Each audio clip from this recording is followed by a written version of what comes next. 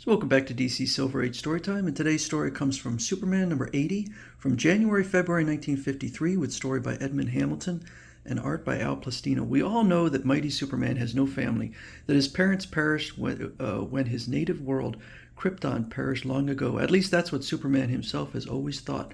But now it seems that he was wrong, for out of the void of space and time comes another man of mighty powers who can only be the older brother of the Man of Steel. The dramatic and strange indeed are the events that follow coming of Superman's big brother. I'm not going to let you hurt my little brother, Superman. So Superman is out, or actually Clark Kent, and he hears a sound in the stratosphere. No rocket from Earth could have been fired that high. I'd better investigate. So he goes up and he spots a rocket ship crashing to Earth. And guides it down. What? It's bursting into flame, and I can see with my X-ray vision that there's an unconscious man inside. I'll have to get him out quickly. Strange. This is exactly what happened when I came to Earth as a baby. The rocket that transported me also burned up after landing, which I don't think is now the official story.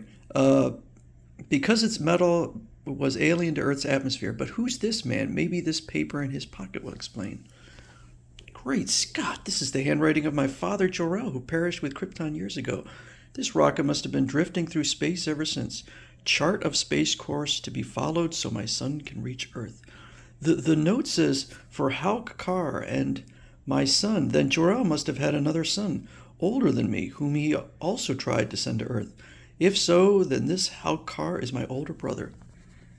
And so he checks his body structure, and it is similar to Krypton, and the clothing also seems Kryptonian. I don't know. My memory is gone. There's a terrible explosion, a shock. That's all I can remember. Does the name Jor-El mean anything to you? Jor-El? I seem to have heard that name before, but I can't remember where. He may have been your father, Hal-Kar. Listen to me. By investigating the past, I learned. So he goes through his whole origin story, and how his father launched him in a rocket. Baroom! They must have been your parents too, Hal-Kar. This space chart given to you by Jor-El was marked for my son. If that's so, then you must be my younger brother, but I can't remember anything. The explosion of Krypton must have emitted powerful rays that struck you unconscious, so that you drifted ever since. Your memory will come back to you. I must have slept a long time in space. Where are we? On the planet Earth, and here, if you're a native of Krypton like me, you'll have superpowers. That's right. I should be able to do anything my little brother can do. Let's try. So he indeed is quite strong, but not nearly as strong as Superman. I'm able to lift this boulder, but I'm not for long. I'm afraid I'm going to drop it. And also, I love how beefy he is. He's just ridiculously beefy. So he has super speed, but his endurance is clearly not at Superman's level. So Superman's thinking that just the time of being unconscious has robbed him of some of his powers, and that he'll probably gain them over time. Sure they will, and then you'll have a big brother to look after you, Superman. Wait a minute, I hear sirens from Metropolis. That sound means trouble. We'd better get there fast. So Hal-Kar says, "Oh, I'm going so fast you have to hang on to me." That's all right, little brother. He can't soar far. He'd fall soon if I didn't have hold of him, but I mustn't hurt his feelings by letting him know. So a truck is with a huge bell is out of control, and the two of them go down there. Hal-Kar tries to stop the truck as Superman grabs the bell, but Hal-Kar is having some difficulty, so Superman just throws the bell into the sky and pulls on the back of the truck. Oh, now I'm stopping it. He can't see me back here, which means his X-ray vision isn't working either. But I mustn't let him know. I'm helping him. It would hurt his pride knowing he had to rely on his kid brother. Superman, quit playing kid games with that bell and take it where it belongs. All right, I'm going now. So then he goes and introduces Hal-Kar to Lois Lane. Gosh, I never knew Superman had a big brother like you. I'm Lois Lane of the Daily Planet, and I like a story about your great exploit here. Oh, it wasn't much, and the kid gave me some help. And so he seems interested in Lois Lane. But how? Lois has been sort of my girl. And you're too young yet to be thinking of girls, Superman. Stick around like a good kid, and we'll look for that record crook in a minute. Oh, so they've been informed of this criminal named the Wrecker. And he notices that Halkar has some bruises from their incident with the bell, and so he's lacking a certain level of invulnerability. Come on, Hulk, let's go to the Bronson Steel Works now. We should let Wrecker Ross get ahead of us. Oh, so that's why the truck was out of, because they're claiming that it was sabotaged by Wrecker. All right, see you later, Lois. Superman's big brother. He's terrific. Yes, Wrecker Ross did threaten us, but I didn't take it seriously. See, I told you you were in too big a hurry, kid.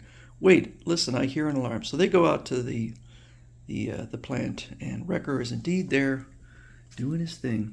You take care of the molten steel, kid. I'll handle those crooks. And Superman is taking care of the steel that they're attempting to dump. I've jammed the controls so it won't stop. That'll keep Superman busy. But boss, there's two of them now. You bet the kid does well enough, but you... Oh, I'm sorry. You bet the kid does well enough, but you got his big brother to deal with now. So they pull out guns, and Superman's worried that Halkar may not be invulnerable enough to be bulletproof. So he uses his super breath to push him out of the way. Oops, I guess I stumbled. So Superman, for whatever reason, I guess he's really struggling with this molten vat. He lets Halkar take chase.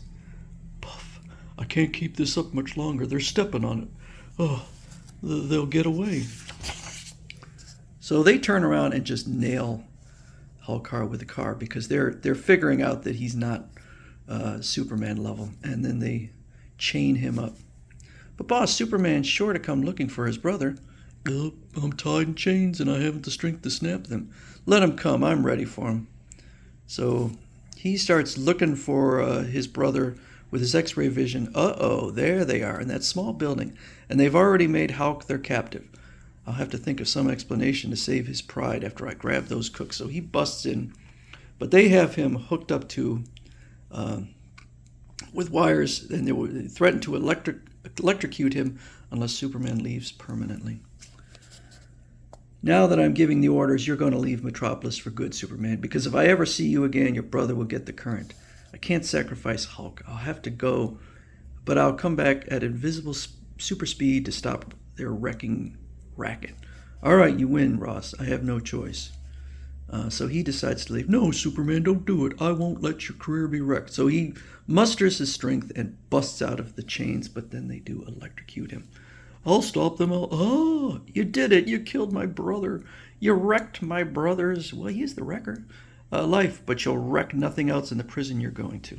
But Halkar is okay. Why, he's not dead, just stunned. That terrific electric shock would have killed an Earthman, so maybe your superpowers are finally returning.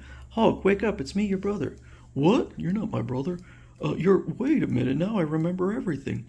The electric shock restored your memory, undoing the work of the rays that gave you amnesia. But what do you mean you're not my brother? You're Jor-El's son, aren't you? No, I'm not. I wasn't even a native of Krypton. It's all coming back to me now. So he talks about how he apparently was from the same solar system as Krypton and was testing out a rocket.